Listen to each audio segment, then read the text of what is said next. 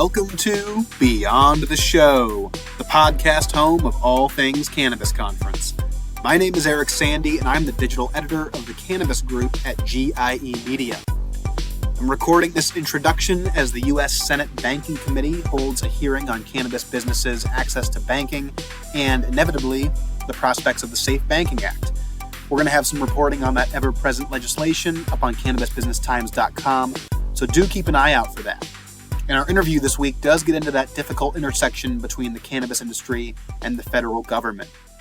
But before getting to our conversation, have you checked out the Cannabis Conference website recently? We've been adding new speakers pretty much daily and sharing plans with our newsletter subscribers. We're only about 3 months out from the show, which means that the behind-the-scenes work is in high gear. And we're getting very excited to deliver our biggest and best cannabis conference yet. Make sure to stop by the website after listening to the show and peruse our agenda for 2023. I'm also going to just pause here real quick and say apologies for my voice this week and probably on next week's show as well. I'm nursing a little bit of a cold here, and I feel like it's coming through in the recorded interviews and certainly now. So bear with me, and I know I'm not alone in going through one of those springtime colds here. That being said, on the podcast this week, we spoke with Rafi Aliya Crockett. Rafi is a former commissioner with the Washington, D.C. Alcoholic Beverage and Cannabis Control Board and currently serves as treasurer of the Cannabis Regulators of Color Coalition and has more than 15 years of leadership in risk and regulatory compliance and is now the principal at Maroon Consulting. So we got into some of those broader risk and regulatory compliance related issues, certainly around the D.C. market and much more broadly, as Rafi was on another webinar this week dealing with interstate commerce. So we got into that. We'll share the webinar details as well, so you can follow up on that event, which happened on May 10th. And in the meantime, though, please enjoy my conversation with Rafi Aliya Crockett. Hello, Rafi, and welcome to the show this week. Very glad to have a chance to talk with you a bit about Washington, D.C.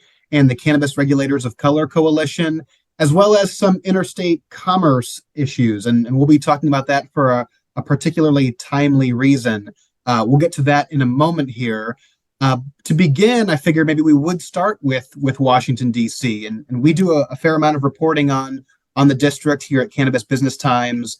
But I know that there's a lot going on there, a lot of recent news in D.C., and yet it may fly under the radar for a lot of folks who are sort of looking at other parts of the U.S. that are legalizing and doing different things.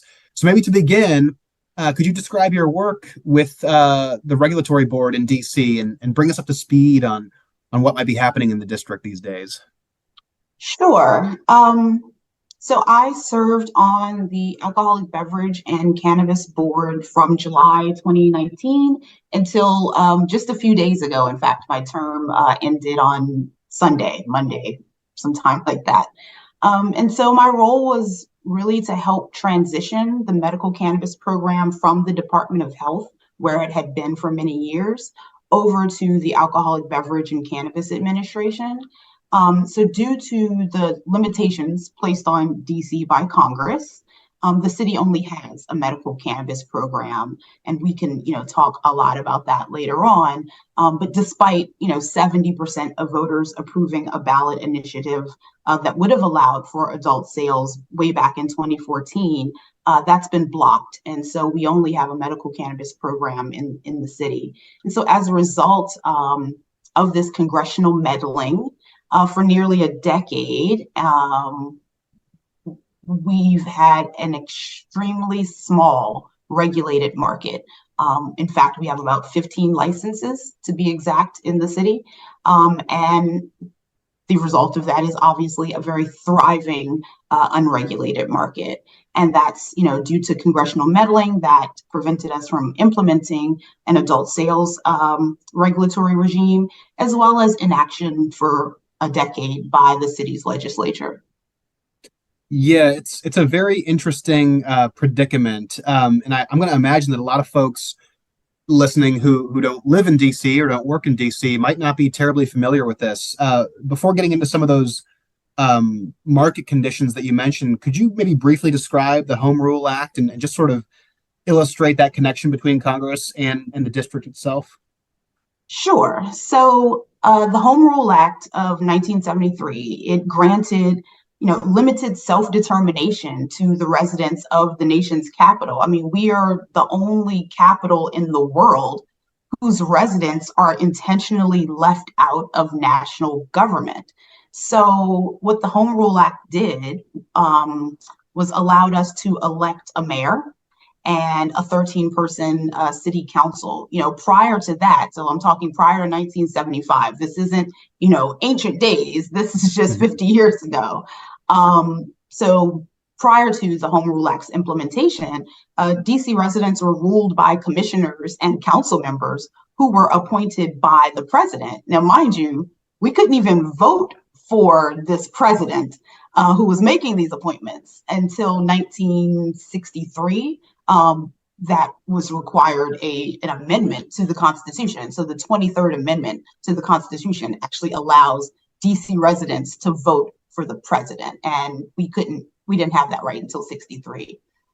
So what this limited home rule and limited self-determination really means is that Congress has to approve all of our legislation. Congress also has to approve our budget. And I'm talking about a budget made up of tax dollars that we collect locally. This isn't federal money. This is local money. And Congress gets to tell us what we can and can't do with that money. And they routinely use that power to just usurp the will of DC residents by overturning our democratically enacted legislation and by blocking voter-approved ballot initiatives, such as the one I mentioned earlier in 2014, which would have allowed for an adult sales market to take hold here in DC. Just a few weeks ago, they overturned our revised criminal code, which citizens, advocates, policymakers worked on for over 10 years. And Congress just came in and said, we don't want that to happen. They overturned that. And a few days ago, they also voted to disapprove our Police Accountability Act. So this is the tyranny under which DC residents live, 700,000 of us who are not able to have effective self-determination like every other citizen of the United States. Yeah, I mean, just on face value, it's very astonishing. And I know, anyone in the cannabis industry can relate at least to the frustrations of the federally illegal status of the plant and the way that the federal government has gone about cannabis policy or not gone about it. But this is a step beyond that even for folks living in the district. And so, as you mentioned, I mean, you're just scratching the surface there. There's a ton of history here and a lot of implications between the connection between Congress and DC, and enough to fill at least one documentary. And of course, Higher Power recently came out, and that details this connection a little bit, gets into the broader fight for statehood and this long process of legalization. So before going back into some of the market trends in DC, I was curious, with this documentary project, what compelled you and Dewey Ortiz Jr. to pursue a film project to tackle this problem that you were just outlining? Sure. So 4 years ago, because this documentary was 4 years in the making, I had this idea actually to make a film that was highlighting Black owners in the cannabis industry.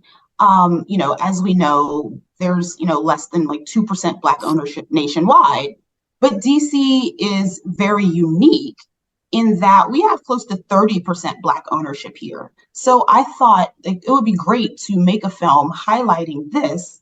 We wanted to show those success stories instead of the story that we are being left out of this regulated industry, because that just becomes kind of a self-fulfilling prophecy. You don't see people that look like you in a space, and so then you are hesitant to jump into that space. So the original goal of the film was to highlight, Black cannabis operators here in DC, but it's, impossible to tell that story in DC without talking about and addressing the city's lack of statehood. So that's how the film kind of morphed into, talking about cannabis legalization here in DC through this lens of racial justice and our fight for statehood and self-determination.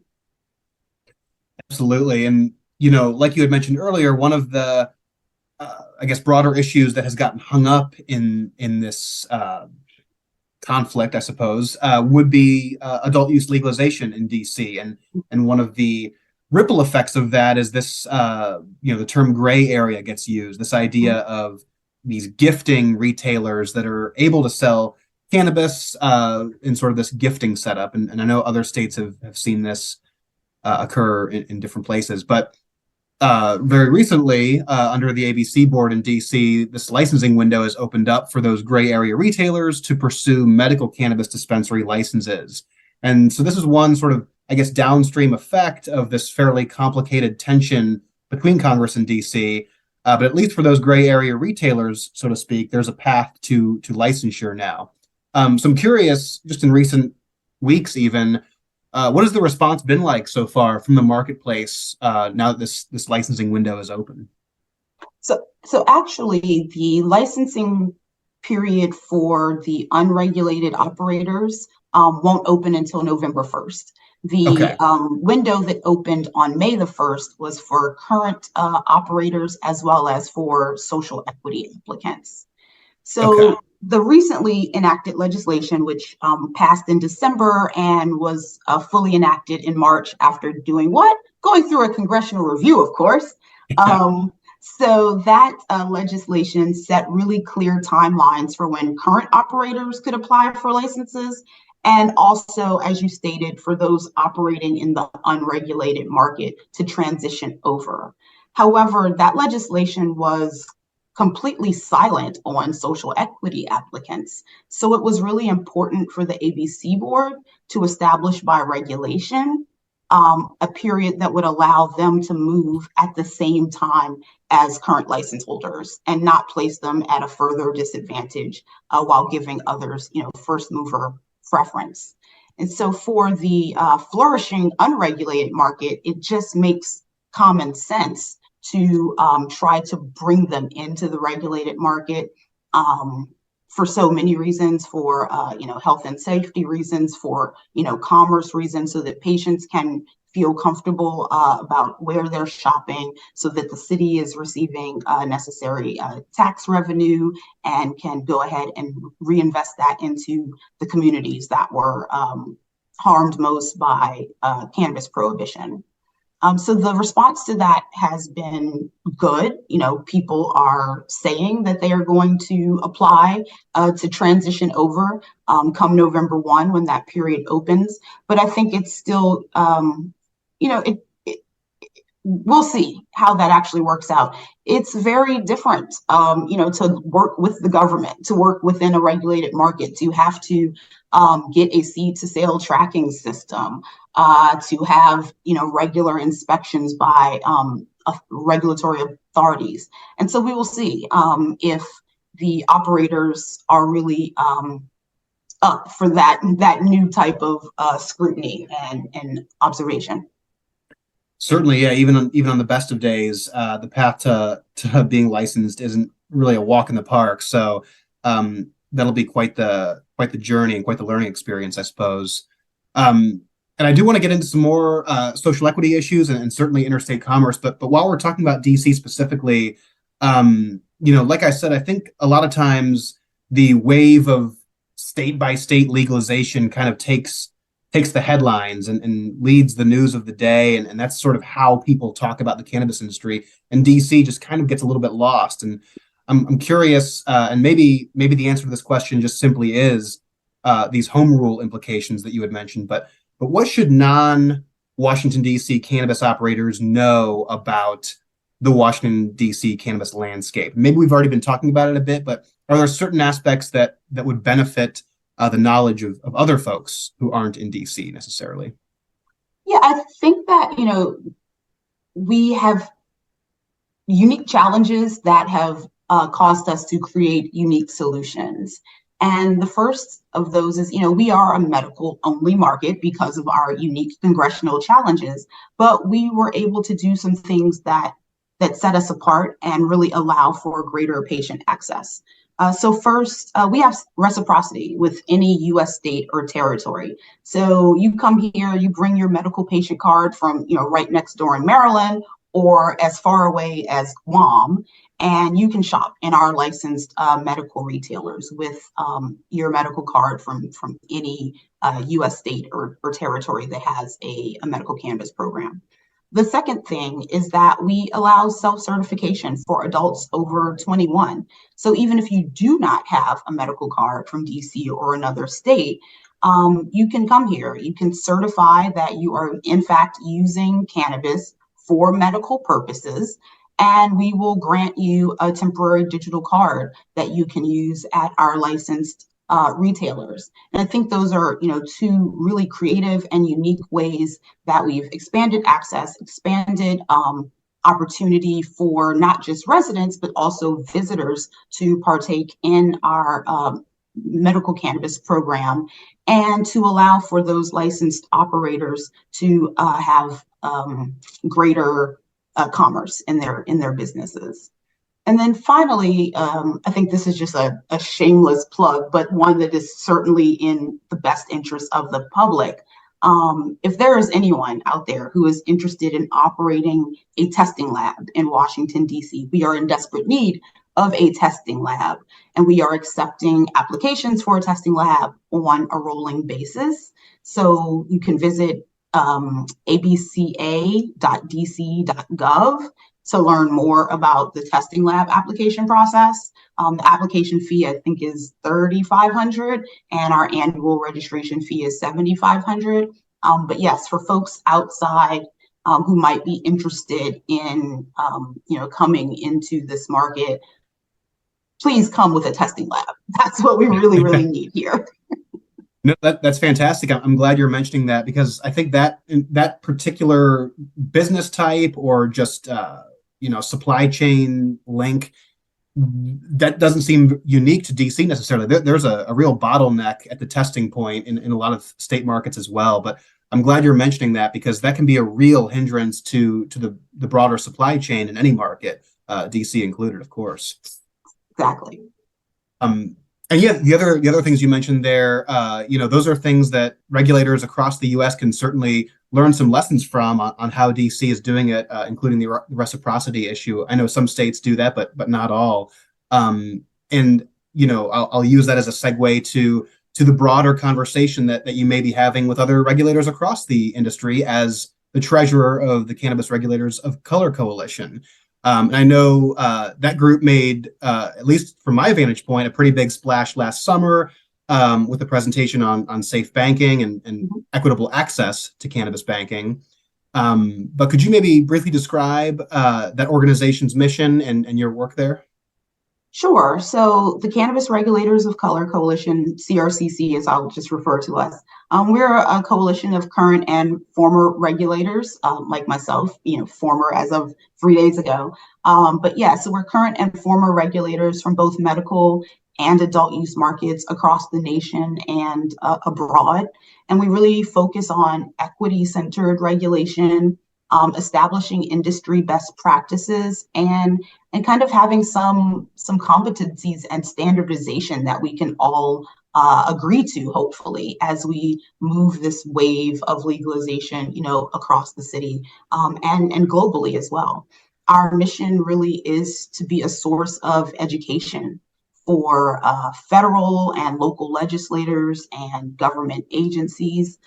We hope to identify and eliminate, racial disparities, not just in cannabis policy, but in so many other policies that have implications as well.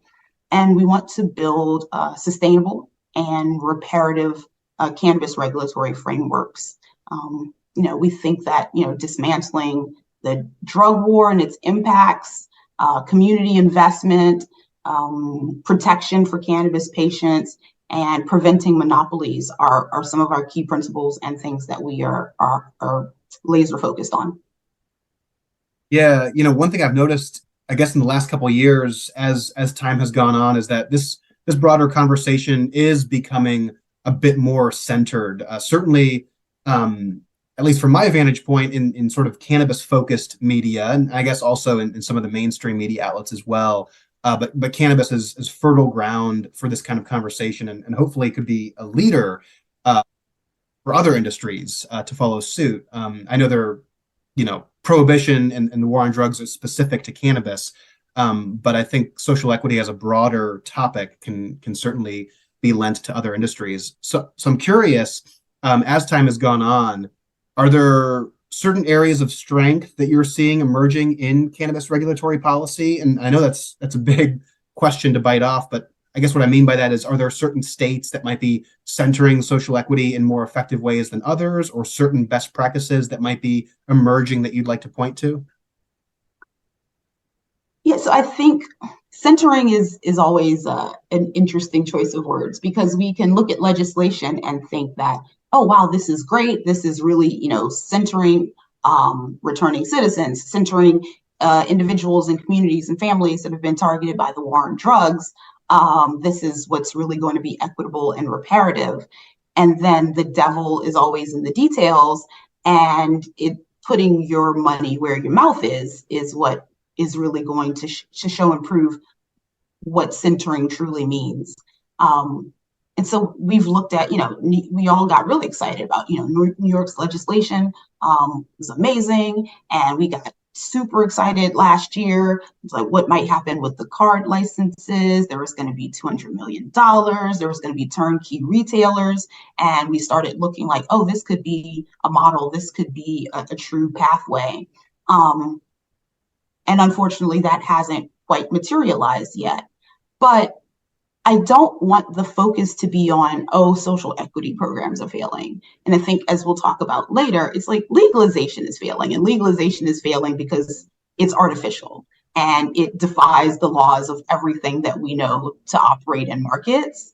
And so I don't, ever want people to say, oh, social equity programs are not working. I want us to be like, well, they're not working because the larger market isn't working. And so how can you have a program within a failing market that you expect to somehow succeed? And I can even look here, in DC, with our law that just took effect this March. It's been on the horizon, for years. I think it was first introduced 2 years ago, like February 2021. So we had, more than enough time for agencies to kind of get on board, to start preparing for what this might look like. Yet here we are, a few months after enactment, but, quite some years after introduction, and we still haven't implemented this social equity fund that is supposed to be mandated by the law. We still haven't put any procedures in place for how we're going to provide grants to the social equity applicants and get them access to the capital that is 100% necessary, because these programs without the money behind them are pretty much useless. And I don't want DC, I'm afraid I don't want DC to end up with, oh yeah, we can say we issued, 50 new social equity licenses. Well, that's great. But if none of them are able to open their doors, then we're not doing our job, and we're not doing right by the individuals who we claim we want to make whole again. Yeah, I mean, it seems like that's a major gap, is just that access to capital. And, again, I think everyone's aware that getting into cannabis in the best of times is an extremely cost prohibitive type of venture. But are you seeing any examples of really good public funding initiatives? I know you mentioned some grants that may or may not materialize in certain markets, but are there examples of grant funding programs that have been working that might be good examples for other states to look to? I think that, we keep looking for unique grant programs for cannabis. And I, am able to look at so many of the grant programs that we have right here in DC that are not at all cannabis related. They're just small business related. And like, instead of trying to recreate the wheel just for cannabis, we have, this fantastic program that allows small businesses, Black and brown owned businesses, access to real estate capital. So it's, up to $750,000 or 20% of the purchase price, whichever is greater. We provide that as grants to individuals. We have a fresh food and manufacturing grant for individuals who are engaged in providing, fresh foods in certain neighborhoods that are considered food deserts in the city. So why can't folks who are doing work in the cannabis space and in the food space have access to those types of grants? So I think we need to look at what we've already done, what we already have, and just apply that to cannabis businesses. They're not any different than everybody else. They are, if we're talking about small businesses, minority-owned businesses, they still have the same needs and some greater needs, especially when it comes to extending loans and financing. But let's not recreate the wheel here. We have programs in place. Let's make sure that our cannabis operators have access to them. Yeah, there's certainly a tendency in the industry to overcomplicate things. And like you said, this desire to keep reinventing the wheel every other week, it seems like. And maybe that's a good segue into the interstate commerce conversation, which has been going on for a number of years and in many ways seeks to address some of the early state-by-state missteps, perhaps, in the industry over the last 10 plus years. And interstate commerce, of course, is itself a complicated legislative conversation, but we are speaking here on May 10th, just a few hours before a webinar hosted by the Alliance for Sensible Markets on the present, state, and future of interstate commerce as legislative policy. Of course, you'll be on that webinar. And so from your vantage point here, I guess, why is this an important topic right now to be getting into? Well, for me, I'm interested in interstate commerce because I live in a 60 square mile city that has zero agricultural land. We have 700,000 residents and about 20 million visitors come to DC annually. Add to that, we have, more congressional meddling. We have limits on the height of our buildings here in DC that are also set by Congress. You name it, Congress has decided that they need to meddle in it here in DC. Yeah. So you take all these things together, our lack of agricultural land, our, population density, the number of visitors here, the fact that we can't build high, and what we have is an actual physical impossibility. I, tried to do the math. I don't think it is physically possible. We simply do not have the physical space here in DC to accommodate cannabis cultivation sufficient for the demand. It's just a physical impossibility. So that's why I'm really, really interested in interstate commerce. And we have an interstate commerce cannabis industry. It's the cannabis industry that's been functioning just fine forever. It's the one we've known. It's the one we've grown up with. We've got producer states in the Northwest supplying consumer states like mine. It's not new. It's not hard. But instead of just rolling with this natural market that exists, we decided it's better to create like nearly 40, artificial, insular, inefficient, energy-sucking, cost-prohibitive markets all around the country. And these markets are failing for these very reasons. So we're not going to see federal action. I just have no faith in that. And so we have to get creative and explore, some interstate agreements and how we can do that without, getting the federal government involved. So, Washington, Oregon, California, they've already passed legislation that would, in fact, allow for interstate commerce, with an opinion from the DOJ or a memo from the DOJ. And then California, their regulators have even gone a step further. I really applaud them. I'm actually quite envious of their kind of activist, proactive stance that they're taking on this. The California regulators have asked their attorney general to actually opine on, what's the legal risk that might be posed to the state from interstate commerce between like California licensees and, licensees in other regulated jurisdictions. But these are really all producer states, Oregon, California, Washington, and they're taking these bold steps. But, it's not like they're going to sell to each other. So what we really need are kind of forward-thinking leaders in consumer jurisdictions like my own, to get on board as well. And that's why I'm, entering these types of conversations, because we can't do it here in DC. And let's go with the market that works. Like I said, we have very few licensed establishments here, but a lot of unregulated establishments, and their cannabis is obviously coming from Washington, Oregon, California. So let's just roll with the market that's rolling with us. I mean, on one hand, the infrastructure is there, and I know the webinar itself is going to get into some of the finer details or more detailed specifics about this issue, and we'll make sure to share information on the webinar with our listeners. I know this episode will come out after the fact, but we'll point folks in the direction to review those materials.